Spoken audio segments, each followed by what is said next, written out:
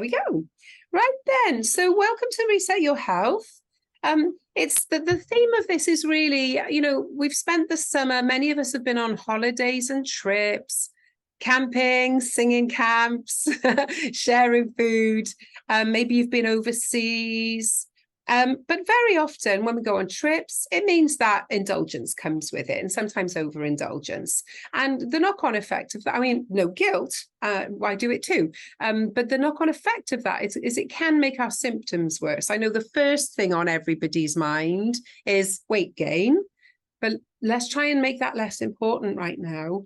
One of the main things that can happen is a feeling of being bloated, a feeling of feeling lethargic, and if you are peri or just postmenopausal, you may notice that you get a flare-up of symptoms. And in fact, whatever your condition might be, if you've got any particular chronic condition, you might notice a flare-up of your symptoms as a result of eating maybe less than healthily over the summer. Anybody resonating with this? Anybody notice a link between the way they eat on holiday? Yeah, most people are nodding. It's pretty normal. And a lot of the population don't really notice it. They tend to be the very young and the men. I can eat whatever I want and I don't really notice. I've gained some weight, but with us mature women, we have sensitive bodies, right? We have sensitive bodies and we are tuned to notice these things for a good reason, because we're the wise ones, and nature wants us to know what's good and what's not good in our bodies, so we get the signals. And the good news is we can alleviate all those symptoms, should we say most of those symptoms, certainly the ones I'm going to cover today, we can alleviate with our diet. It's great news. And I've got Dee and Ellen here to testify that is absolutely true. Would you give me a thumbs up? That is absolutely true that food is related to symptoms. Yeah, thank you, ladies. So, because I didn't believe it. What I'm going to share my next slide. When I going back, I didn't believe it at all. I had no idea how much food was related to symptoms. I was always obsessed with weight because I've always struggled with my weight. But my mum used to say, you are what you eat. And we kind of knew that, eat healthy, you'll be healthier. But I didn't know that there was a direct result from eating something one day, feeling bad the next day. So we will explore that more deeply. So for those of you I haven't met before, which I think is just Linda, I'm Sue. I would look, the age is wrong now. I've had a birthday since then. My birthday was last month. I'm 52, mum to 2 teens, lovely hubby. It does say on there, new lovely hubby. He's relatively new. We've been married 4 years. He's a darling. He does most of the cooking. And I absolutely love life. My values are fun and freedom and family and friends and food. They all begin with F. I just love living life, and I don't want to just eat like a rabbit. I want to enjoy my food as well. So for me, it's finding a balance between having fun and staying healthy and feeling good. I'm a certified WildFit coach, and I have been for 2.5 years. But I also lead choirs when I'm actually actively doing that, on a temporary sabbatical at the moment. And community projects, both locally and overseas in Uganda. Oh, we've got Louise joining. I'll just let Louise into the room and welcome her. Before we go on. Louise, welcome. Nice to see you. Do you want to you're very welcome to put your video on. There's only a small room. Hi, sorry I'm late. I've been just late back from food, so sorry about that. No problem at all. It's a small group. It's very informal. You're very, very welcome. We've just been doing introductions, really. So I'm just going through a little bit about my background, but we've already met, which is lovely, so you know who I am. A little bit more from my background. Past career, I was a medical physicist in a past career, so I do know a little bit about anatomy, physiology, stuff to do with body and mechanics. And now and then I was an IT consultant, Cardiff University for a long, long time. And now I'm full-time self-employed health and vitality coach. My business is called Eat Well, Feel Great. Some of you are in my free membership, which is called Eat Well, Feel Great, Live Life to the Full. It just says it all, really. You know, that's what I'm all about. And so far, I've guided 150 people through my program to a healthier lifestyle with huge success, probably something like 99% success. We can talk more about that at the very end. So this is what's coming up. I'm going to try and speed up a little bit about my story, but then we're going to get to the more interesting part, which is about you. We're going to talk a bit about perimenopause, not necessarily all to do with perimenopause and menopause. We're going to talk a bit about emotional eating. And what's interesting is the symptoms that we talk about are not necessarily peri and post-menopause. We will see they're very, the symptoms of an unhealthy diet or of what we're going to talk about are actually very common right across, and not just in women. And so just quick about me, going back before WildFit.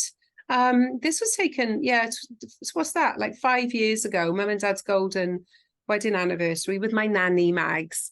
And I remember just feeling really unhappy about my physique, looking in the mirror. I just wanted to look nice at a party. It was a hot day, and I just couldn't find anything to wear. This is the prettiest thing that I had to wear, and I just didn't feel pretty at all. And that just summed up how I felt. I mean, I'm having fun because it's a party. My mum and dad's golden. That's my nanny Mags. I don't get to see her very often. But yeah, it just sums up, I think, how I felt back then, because I didn't have a handle on my weight for decades. I struggled for a long, long time.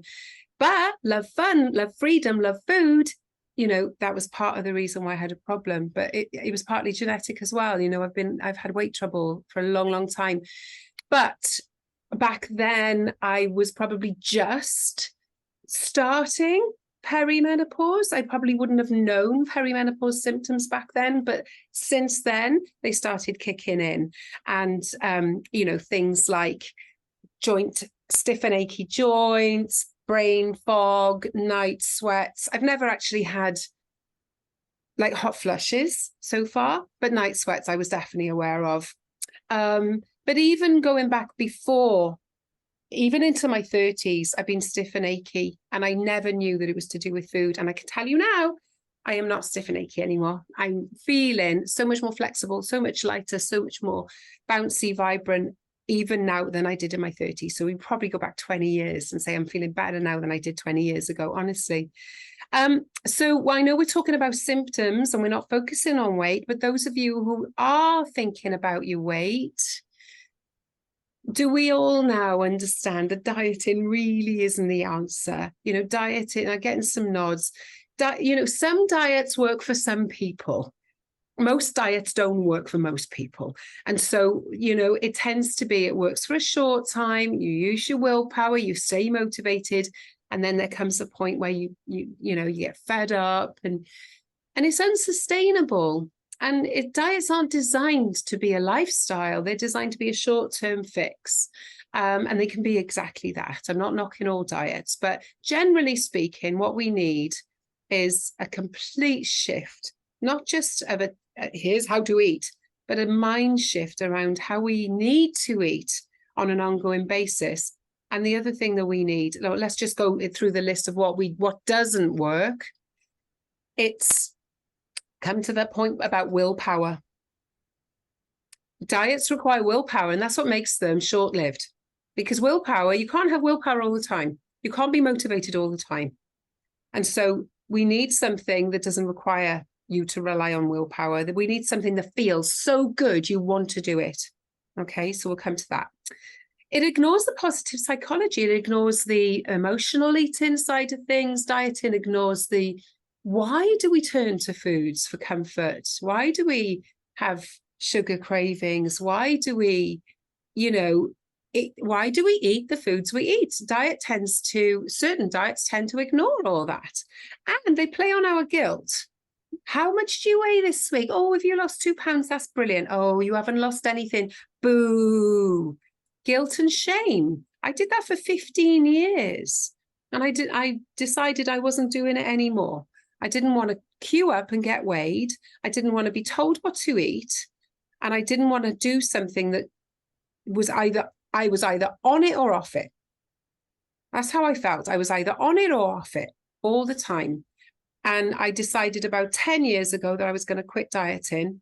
And since then, I've been searching for the real truth, the real reason. Because if you look at people, the way we evolved to eat, if you look at people decades ago, yeah, it wasn't a huge weight problem. And so what I discovered, I went through a number of cycles of discovery, started to find, you know, people like Michael Mosley, very sensible, started to find things like a little bit of intermittent fasting, a little bit of low carb, just a bit of sensible, and it was pointing me towards the real truth. And so I've got better and better and better. And then 3 years ago, last month, 3 years ago, I discovered the Wild Fit program, Wild Fit, and it was an absolute revelation that the way, if we start to eat the way our bodies are actually designed to eat, and who knows what that is, that requires a little bit of research, right? The way we evolved as human beings roaming the planet, if we know a bit more about that and eat a little bit more like that and start to let go of the things that we've created that are ultra processed and keeping us stuck, then it turns out that we can work towards optimal health. Weight release, we don't try to lose weight on this program, but it's a side effect of eating for health. So I do say I'm a health, vitality and weight loss coach, but weight loss comes last. It happens to be the number one thing that people are looking for when they come to me, but it's about health. And for me, it's not about your size or shape or weight. It really isn't. You know, I'm in a comfortable size 12 to 14 and I'm happy. And it's not about you. It's not about conforming to a certain size, dress size. It's not. It's about how you feel in your body and how healthy you feel. You can choose to be whatever size you want. And now I have control over that. And yeah, if I want to be a little bit stricter, be a bit more of a purist, I could release weight, but I like a nice balance. And so weight release is a side effect and it's your choice. And yeah, it's absolutely possible when you know how, without the need for dieting. And most importantly, for the first time, I discovered something that was really had its roots in positive psychology and behavior change. So I was very, very excited about it. So, you know, what it explained to me that if you look at the difference between, you know, this is the kind of thing we evolved to eat, right? You can see there lots of healthy, natural foods. And then if you compare that to how we're eating today, yeah, there's a stark contrast, isn't there? Yeah. And in this second picture, so we got, not, you know, I'm sure, yeah, we might have the occasional fast food, but I'm sure that we're not fast food junkies in this room. But, you know, if you think about it, a little bit of fast food, a little bit of convenience food, the coffee and cake, the packaged food that is supposedly healthy, a blueberry muffin. What's this one? You know, almonds, which are probably coated in some kind of, you know, this kind of thing. Health foods in packets. You read the ingredients. Are they really health foods? And in this one, it's just a photo of a supermarket aisle, any old supermarket aisle. Who can tell me what the single ingredient is that every single thing in that picture has? Anyone like to have a guess? So it's a supermarket aisle. And we've got cereals and biscuits and bread and drinks and packets. Sugar. Yeah, sugar. No prizes for that one. Sugar is the common ingredient in pretty much every single thing in that aisle.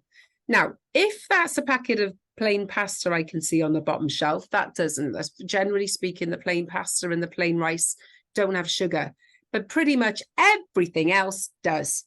I challenge you to go and prove me wrong. Every packet. Ellen, did you have a couple of days where you went up and down looking for something that didn't have sugar in it? Yeah, even like mayonnaise or a sliced meat or something like that, all got sugar in. Salmon, smoked salmon, everything. Yeah. It's unbelievable, isn't it? Even ham, everything. But what amazed me was all these healthy cereals were full of sugar? Yeah.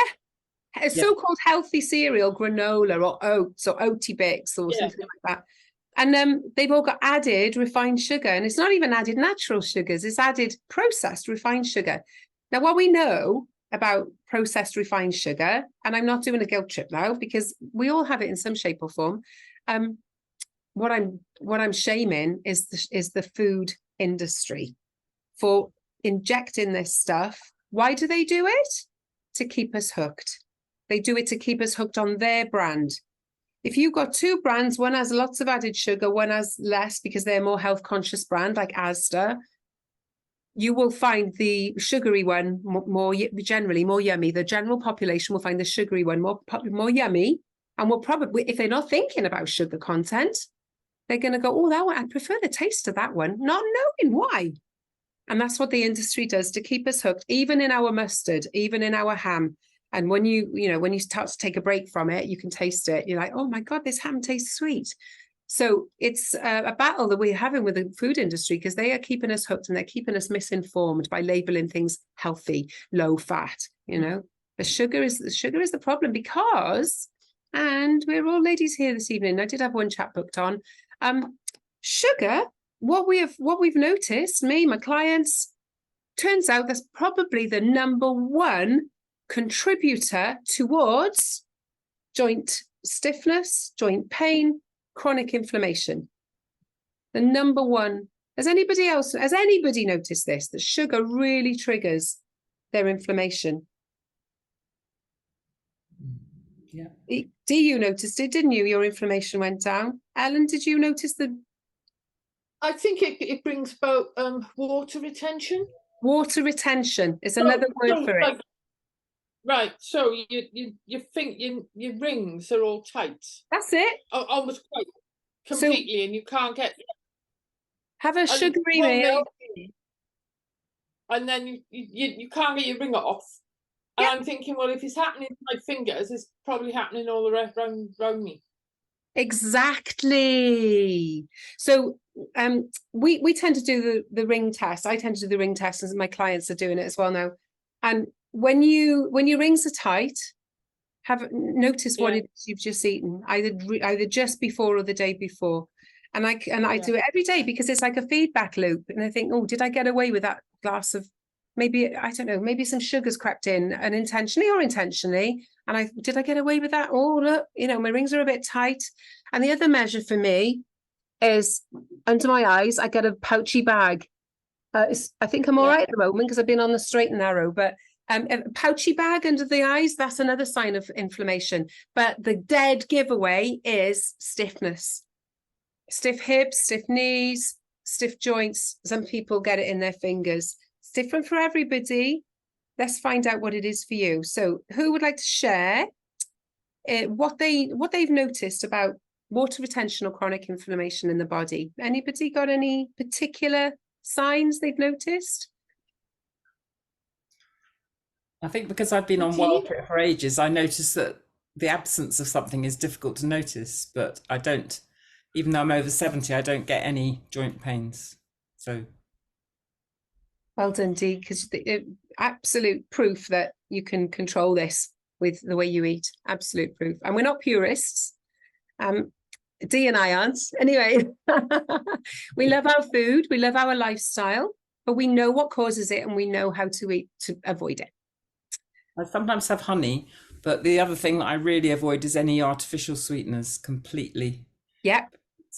When it says low sugar or no sugar, those artificial sweeteners are even worse for you than a bit of honey or a bit of maple syrup or something. Yeah, and I never knew this. Being a diet addict, I was having low sugar everything, artificial sweeteners in everything, squash and, like tonic water and like pop and in my tea and, artificial sugar. I thought it was fine. Didn't know that actually anything they create that's highly processed, the body just goes no. And the body makes us hold on to water because it's something alien that it can't cope with. I mean, I don't know what the actual, physiology is, but it's that kind of effect. I'm just wondering if Louise, have you noticed anything? Chronic inflammation, water retention, puffiness, stiffness? Oh, what? See, I thought you were comparing what you've done, because I haven't stopped the sugar at all as yet. But yeah, I ache. But I haven't linked it. I know that they've linked sugar to arthritis, and Yeah. taking it out solves it. So I know these things. But I'm just generally in a toxic cycle at the moment anyway. So Yeah. I couldn't pinpoint it to anything particular, just No. not eating as well as I can do. Yeah, and that's pretty standard before you've been on the program. That's pretty normal. Is we like, well, I got these symptoms, but you don't know exactly what's causing them. But that's exactly what, you know, the program will help you find. So let me just move on. I'm going to share screen again. Which one was it? Audience window, share. So yeah, when I discovered this, it explained everything. Not just about why I was overweight, that was secondary, but why I was stiff and achy, why I couldn't stick to a diet because there was sugar in everything, and everything that I was being told to eat had sugar in as well. And why those sugar cravings are actually natural and not our fault at all. We're programmed to crave sugar. But it also explained why I was exhausted in the afternoons and why I was inflamed. Or bloated in my stomach, you know, all the same sort of thing. So this is me now, feeling light and bouncy. You know, I did the program, released 20 pounds, felt like, oh my goodness, this is the answer. This is the real truth. This is what I have to tell the world. And everything I've ever learned that I love, I've gone on to teach. And so, you know, whether it was physics, computers, singing, and now eating for health, because I can't keep it in. This is something that I want everybody to know. So let us come to you. What are your health concerns? What's going on for you? Does anybody want to share? Is it mainly weight gain? It may be. That may be your top priority. Is it lack of energy? That seems to be quite a high one on the list.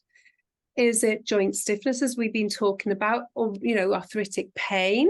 Now, there's two types of arthritis. One of them is osteo, one of them is inflammatory. We're not really talking so much about the osteoarthritis here. We're talking about the inflammatory kind of arthritis, which is far more common, and it's what I see all the time in my clients. I'm also seeing a lot of chronic digestive disorders, things like IBS, Crohn's, what's the other one called? Diverticulitis, inflammatory bowel. They're all inflammatory bowel disorders, aren't they? So, you know, I'm not a specialist. I don't know one from another, but what I'm seeing is that these conditions are absolutely related to food. And I'm also hearing from people that the advice they're being given is not good. It's eat white bread. And what we find is, okay, white bread doesn't contain the fiber, so you don't get the pain when the fiber goes through an inflamed gut, but the white bread is keeping you inflamed. And so we've got a major problem now, because the advice that people are getting from the medical profession is very, very off. You know, and we know this because of everybody that we've trained and taught to eat well gets complete relief. Sometimes complete relief. And yes, my dear friend and singer in France did my program 2 years ago, almost to the day. And she had terrible, debilitating Crohn's. And in her exit questionnaire, she said, my Crohn's has gone. Now, I wouldn't claim that. I would never claim that we cured her Crohn's, but in her words, my Crohn's is gone. And what she means is my symptoms of Crohn's are now completely under control. And so, and I'm hearing this again and again and again and again. So it's absolutely something that can be affected by your food. Sleep, completely. Sleep can be related with food. Who knew? Who knew? And also, I've discovered more recently the hot flushes. For me, it was the night sweats and brain fog. And I now can tell that when I'm eating better, I'm not getting so much of the perimenopausal symptoms. So it's definitely related. So anybody want to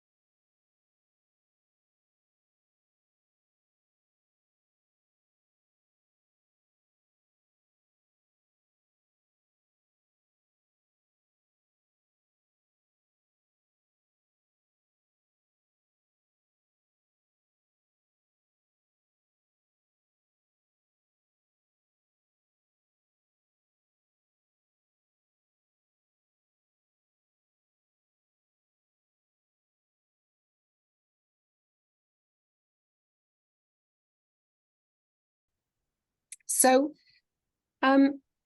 yeah, how does that impact? I'm just going to rush through that. How do these symptoms impact on your personal life, on our self-care, on our motivation, on our zest for life? You know, we all want to live long and be healthy, but some of us starting to worry about how much time, how much healthy how many healthy decades we have left. It's always a concern, I find, when you get past 50. People start, I must be halfway through then. And you're starting to think, what's my health going to be like when I'm past 60, past 70? And so we start focusing more on our health. So I'd love you to answer in your workbooks, if you would like to. If you could become the healthiest version of you, this is motivating you now to make some simple changes. And I'm going to share those simple changes with you in a moment. If you could become the healthiest version of you, how would you feel? Maybe just make some notes. How would you feel? If you could become a healthier version of you, what difference would it make to your life? If you could overcome or relieve some of your symptoms that we may have already discussed, what difference would it make to your life? And what sort of knock-on effect would that have on those close to you? Would anybody like to share? Anybody that has... Helen? Yeah, I was going to say, I think the main thing would be you'd be more energetic, so you could do a lot more. Because I think one of the things that I've noticed is it's not just the impact on your weight, it's actually fatigue. Yeah. I'm used to stiff joints because I've had rheumatoid arthritis since my 20s. So that doesn't make a thing for me. It's this fatigue thing. And I know it's connected to not eating the right things. I think I don't know. I might be absolutely. Now, fatigue can be lots of things, can't it? You know, fatigue can be not sleeping well, but we know that improving your diet improves your sleep. Fatigue can be, you know, an ailment. It can be a chronic thing. It can be all kinds of things. But what we do know for sure is one of the major causes of fatigue is low blood sugar.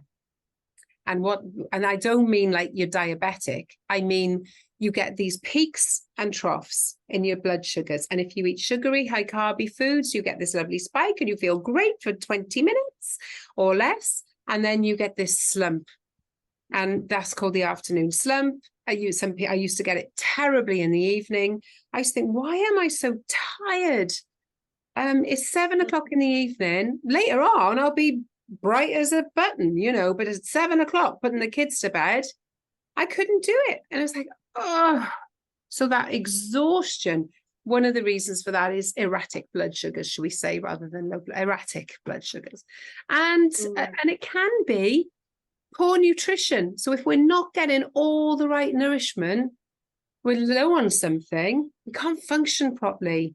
And so absolutely, there's many, many ways that fatigue can be to do with our diet.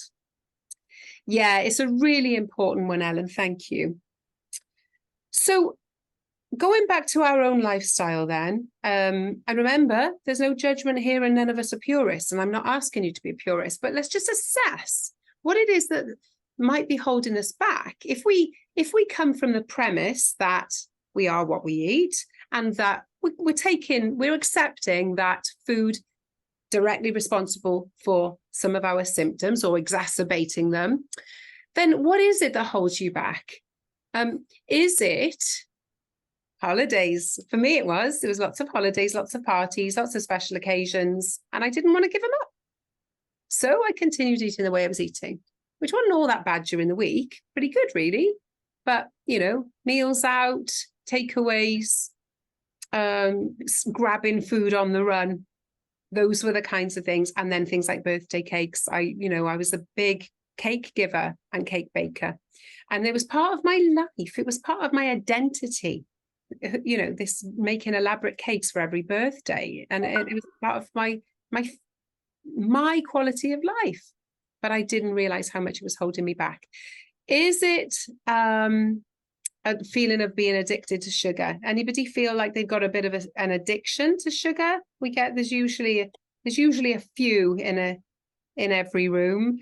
Feel it, and if it's not an addiction, it's like a compulsion. It's like, oh, sweet, and you once you've got something, so yeah, you can't stop. So once you pop, and that's natural, but it can hold us back from making the choices we really want to make. And it can be that we're just confused and overwhelmed. Wait, what are we supposed to eat anyway? That was me. I didn't know. I was eating, what I thought was quite healthy. Turns out it wasn't quite so healthy.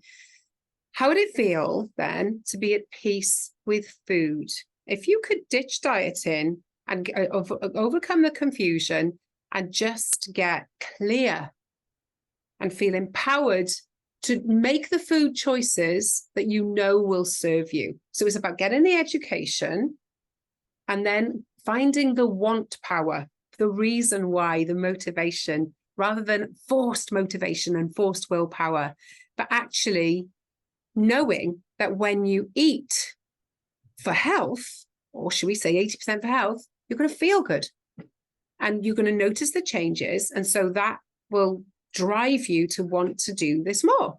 So that's that place of empowerment. But empowerment comes when we get in control. And some of these foods I'm showing on this slide, many of us feel out of control with. Yeah. So biscuits, if I had a packet of biscuits in the house, probably not so much now, but I remember before, I wouldn't stop at half a pack. I would think, well, what's the point in stopping? These biscuits are calling me, one after the other. Cakes at every party or in the office on a Friday or when it's someone's birthday. Chocolates is always a gift, isn't it? And these are beautiful things that we do in life. We celebrate these beautiful occasions with food. And we celebrate not with cucumbers and apples and grapes. We celebrate with cakes and biscuits and chocolates and wine and takeaways and pizza and cheese. and then we've got the pasties, which we grab on the run. And then we've got our wine, which we have to relax. And all these go along with holidays. And the theme of this particular workshop is having survived a summer, which has probably included quite a lot of these. So what holiday foods have you enjoyed this summer? Because let's dig deep into which ones you've truly enjoyed and which ones you've just had and actually may have chosen better and regretted, maybe. So anybody want to share? For me, there's a difference between the foods that I've chosen, which I've truly, truly enjoyed, and they may be a little bit indulgent, but I've really enjoyed them. And then there's foods which you're like, oh, there's nothing else to eat, I'll have a burger. Or what's the quickest thing I can do? Put some fish fingers under the grill, or whatever it is. Anybody want to tell me about foods they've really enjoyed on holiday? Anyone had any lovely holidays with lovely food experiences? I've had some really lovely food. We all made our own pasties on holiday, all the children and grandchildren and things, and we made our own pasties and it was delicious. But also on that holiday, I had a cream tea, which was also, homemade scones and jam and double cream. And I had a very nice ice cream, and I had some fish and chips because I haven't had those for ages. And generally, one after the other of those foods, they were all really, really nice. I haven't eaten any donuts or horrible junk food or any ultra processed foods or anything like that, but I have put on a few pounds over the summer.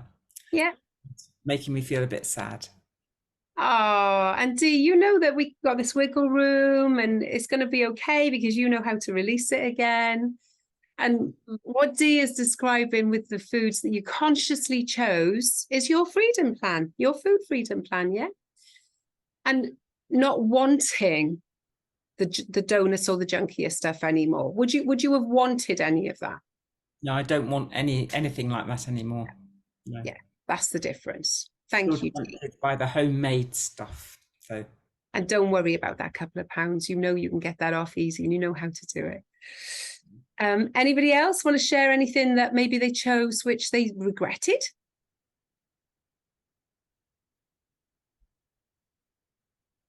Sometimes it's, why did I eat that?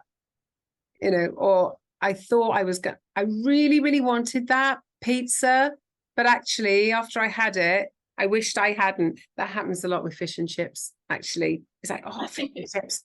They're the most appealing thing, especially when you're really hungry and you can't cook. You haven't got time to cook. Let's have fish and chips. How do you feel afterwards? Yeah. Oh, I wish I hadn't eaten all them fish and chips. Yeah. So, yeah, so this is just my first top tip, which is really tune in to which foods you're really loving and you want to include, even though they might cause you symptoms, and which foods you're thinking, actually, I don't need this in my life. I'm doing it for the sake of it, or I'm doing it for convenience when there's, I'm going to show you some healthy swaps in a minute. So tune in to how those foods feel in your body. Really start to tune in. You'll never quite know until you're eating completely clean and natural and you reintroduce things one at a time. But you can't, you know, generally speaking, we know how certain major things feel in our bodies, especially if we've overindulged on them. So have a look at each scenario as you go through. What occasion is this? Right. It's pizza night with the girls. Is pizza an absolute non-negotiable fundamental part of the occasion? Well, pizza night means pizza, so you could say that's non-negotiable. However, is it absolutely fundamentally non-negotiable that you need to eat pizza? Would the girls think less of you if you brought your own food, or if you ordered a, you know, like a kebab with some salad or something? Ask yourself, think outside the box. Is this food absolutely a fundamental part of this celebration that can, you know, be undeniable? You know, cake. Am I absolutely required to have birthday cake at this event? Am I absolutely required to stop off and have McDonald's because there's no time? Or is there an alternative? Just see what's going on there when you really analyze. And when the food is part of a celebration or a social event or a holiday, ask yourself, does the food itself enhance the joy of this event and the human connection? And every now and again, yes, it does. I can tell you that honestly. But most of the time we think it does and it doesn't. We think, oh, well, I have to have this takeaway because everybody's having takeaway. Well, I can tell you now, I've been to lots and lots of takeaway evenings and I've had my thing and they've had their thing and it doesn't affect the human connection at all. So just have a think. And then top tip number 2 is going to be, what healthy swaps can you make and still be happy? We don't want you to eat like a rabbit and be miserable, but here's a beautiful bright buffet that anybody could do if you're throwing a party or if you're bringing food to share, or you're just putting a family, you know, a family spread out. Think, what can you put on the table that's brightly coloured? What can you put on this in the way of vegetables? Chop, you know, maybe it's finely chopped vegetables, dip them in hummus. What can you put on the table that's fruit, apples, fruit salad, berries? And even without, just by thinking, what can I do with fruit and veg? You can make that table go from beige buffet or bog standard, whatever, you know, bring and share, to brightly coloured and healthy. And maybe, yes, you've got some slices of pizza and some chips and crisps and desserts. Maybe you've got those too, but the point is you're providing some, or you're gifting yourself some beautiful fresh fruit and vegetables. So what healthy swaps can you make? Now, my top healthy swaps are in the guide that you've received, not the workbook, but you also received a bonus guide, which is my Feeling Greater 40 Plus. Have a look at that. It's quite long, but if you go to the food section, lots of healthy swaps in there. Things like, instead of eating pasta, maybe roast up some butternut squash in little squares and use that roasted butternut squash like pasta. It's so much more healthy and it's so much more supportive. There's one idea. Dessert, fruit salad. Yeah. Starters could be cheese and apple instead of, you know, something more crispy and crack, you know, that kind of thing. So have a think, what could you do? Just little bits, not talking about changing the entire thing. We're just talking about adding, you know, maybe even making one healthy change per week. And what would you feel like if you healthed up your experience, if you had a slightly healthier holiday, if you had a slightly healthier party, if you had a slightly healthier Friday night?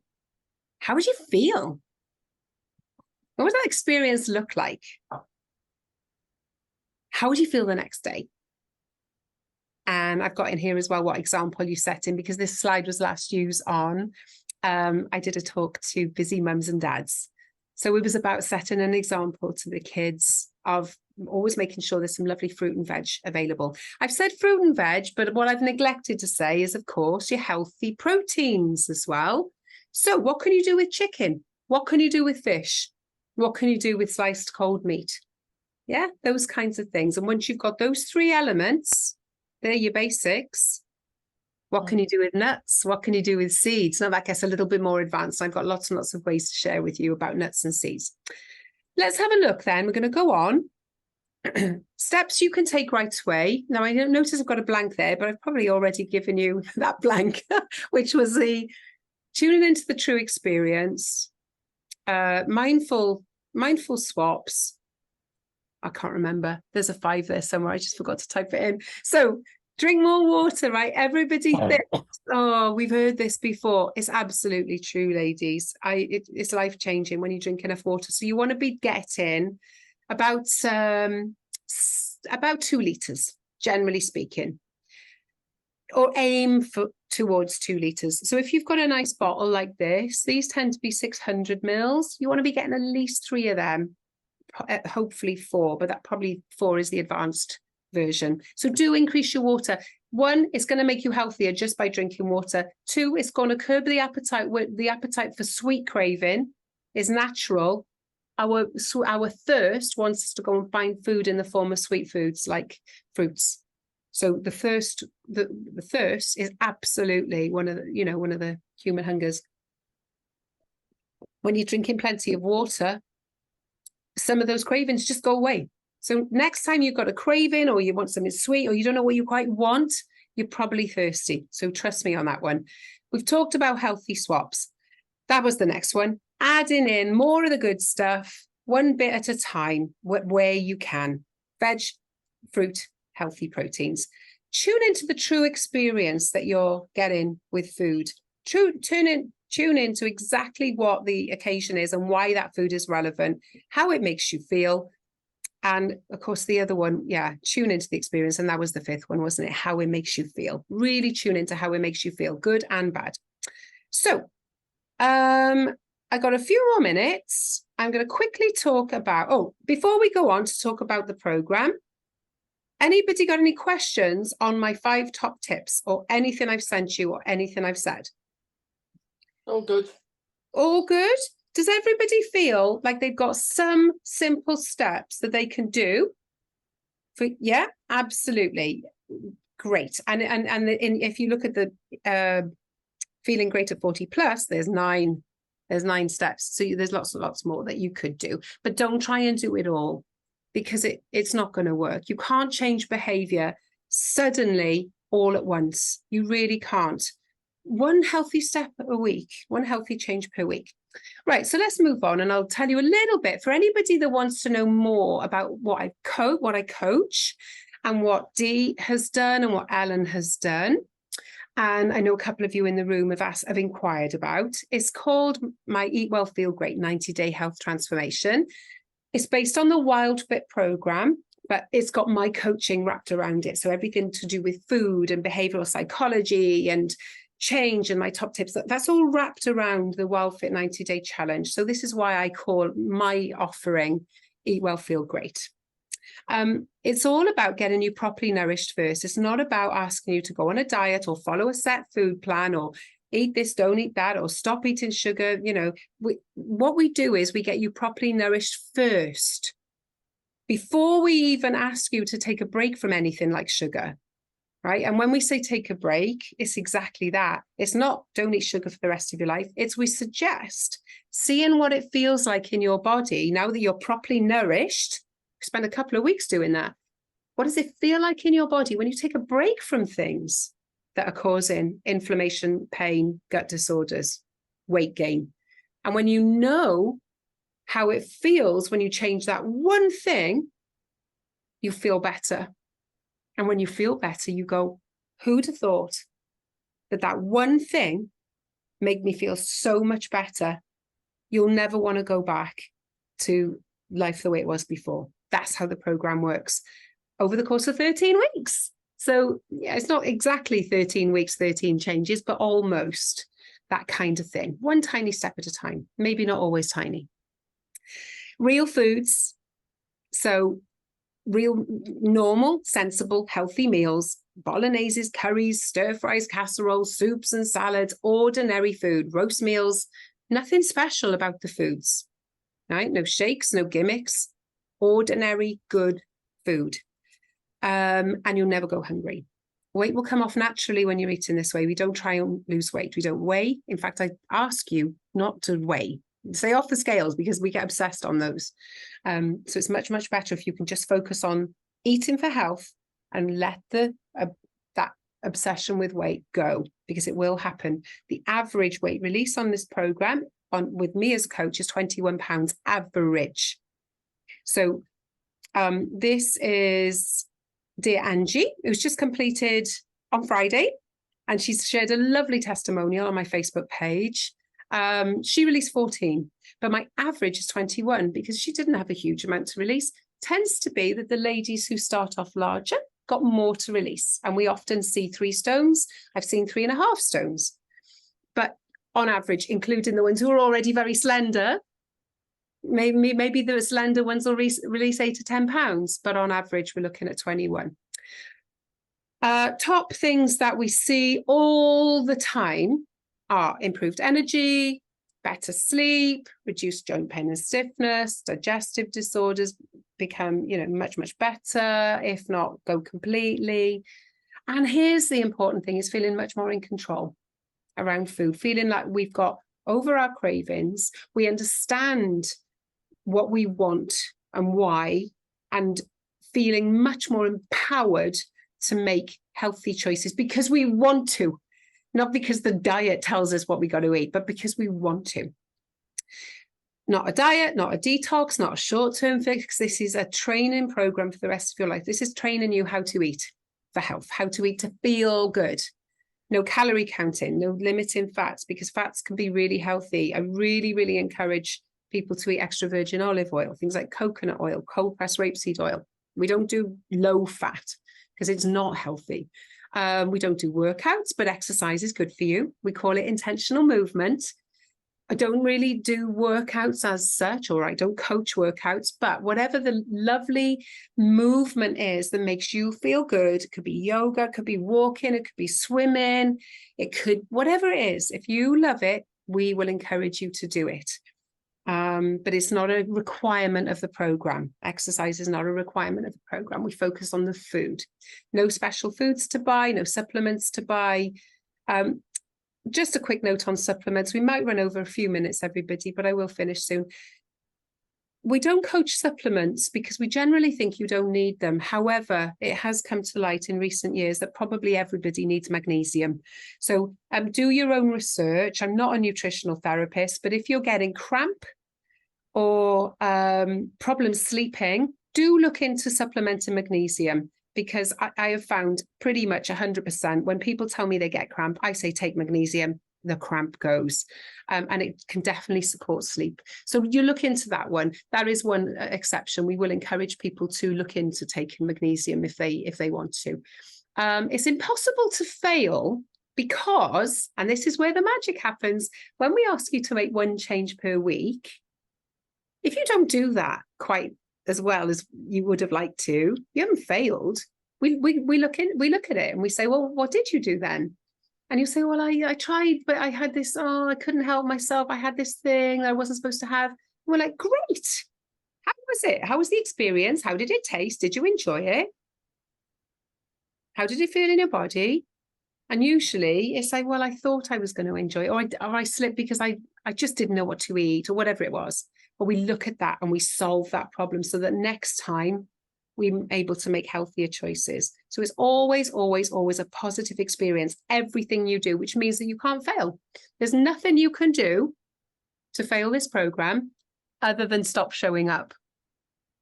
That's the only thing you could do, is stop showing up. And that's the danger, is if somebody thinks, oh, I haven't done very well, I don't think I can turn up this week, I haven't done very well. That's old diet mentality. Show up. That's when you need to show up. As long as you're showing up, you will complete the program, you will get weight release, and you will guarantee get improved symptoms. So here are my recent graduates. That's only about a third of them. There were more like 20 or 25 of them, but they just didn't make that particular call. Angie, 1 stone 5 pounds. Mel, more than 2 stones, but she's put what her top win was shape. Her shape is the most important thing to her. Isn't that lovely? But she's overcome stiffness in her joints, all kinds of things. I posted it on Facebook today. Have a read. Helen there feels alive. Chris feels educated. Charlotte, energy and enthusiasm. And Barbara has a deeper interest in health. And she's, she's really had quite a journey with her relationship with foods. It's been fascinating. So that's just a few case stories. Karen, just pinpointing these because Karen is remarkable. She did the program with me a year ago, and she'd been through a hell of a lot. She'd lost 7 close family and friends in the space of a year. She just was really going through it. She was feeding herself, barely feeding herself. And when she did eat, she was eating toast or cereal. There was no veg, there was no fruit, there was no protein. And bless her, she just looked, and she had no motivation. She really had lost the will to live. And why did she come on the program? To lose weight. The top reason was to lose weight. Now, I'm not knocking it, but what she got out of the program was so much more than that. Headaches went, acid reflux went, and she used to have huge ankles. That went right down. Yeah, she did release weight, 24 pounds on the program. And since she's been in my membership, she's gone on to release 40 pounds, and she is now an honorary member because she's like a mentor to the other community members. But the confidence is the big thing for Karen. That confidence, not wanting to show up, not wanting to barely leave the house, and barely had the energy to play with the grandson. But now there she is. She met me for a coffee somewhere in Somerset, and she turned up in a yoga gear, and she's going on cruises, and she's playing with her grandkids, and she's now doing a postgraduate degree, and she's 63. So she's just amazing, this woman. It's changed her entire life. I'm going to skip past throughs because I've gone on too long, but here's the offer. So my September class starts 2 weeks today, and up until recently, up until my June class, the price was $1,200. It was limited to a maximum of 20 people, and so everybody had kind of VIP status because everybody got a check-in. It was £1,200, results guaranteed. Okay, so if you were in any way unhappy with your results and you can demonstrate that I'll know if you stuck to it. No, I don't mean 100% stick to it. Engage with the program, engage with the program and do your best. Your results are guaranteed. But since more recently, since my last intake, I've reduced the price significantly because I am opening it up to more people. Now, we never know how many we're going to get, but the entry level price, which used to be $1,200, is now $697. And there is also a VIP upgrade on that, which we'll talk about. If anybody's interested in the VIP upgrade, which includes accountability, personal check-ins, personalized, tailored coaching and guidance, well, we can talk about the VIP. And that is actually at the 1,200 level. Yeah, so that's been upgraded. but the entry level hasn't been downgraded. Does that make sense? So the entry level, it was 1,200, is now 697. Now that's available to anybody that stumbles across my website. But to thank you for your engagement and attendance this evening, I would like to offer you a bonus. And that is, if you decide that this is for you and you would like to do the program with me, because you've shown up tonight, I will gift you a one-to-one coaching session. So what that means is, if you go for the VIP, the 1,200, I will gift you the one-to-one. That will be just me and you whenever you want to use it. If you do the entry level, the 697, I will gift you a VIP coaching session, which is small group. And so those are fast acting bonuses. You know, they do this thing. It's trying to encourage you to strike while the iron's hot, while you're feeling motivated in yourself, and while you're feeling, yes, this is a priority. Because you know what happens? If you don't act quickly, you go, oh yeah, I should have spoken to Sue about that months ago and I never did, and it'll go out the window. So I'm trying to encourage you to take action quickly. There's no risk. I'm going to stop sharing now. SueElla.com, or just get in touch with me, okay? And we'll have a call.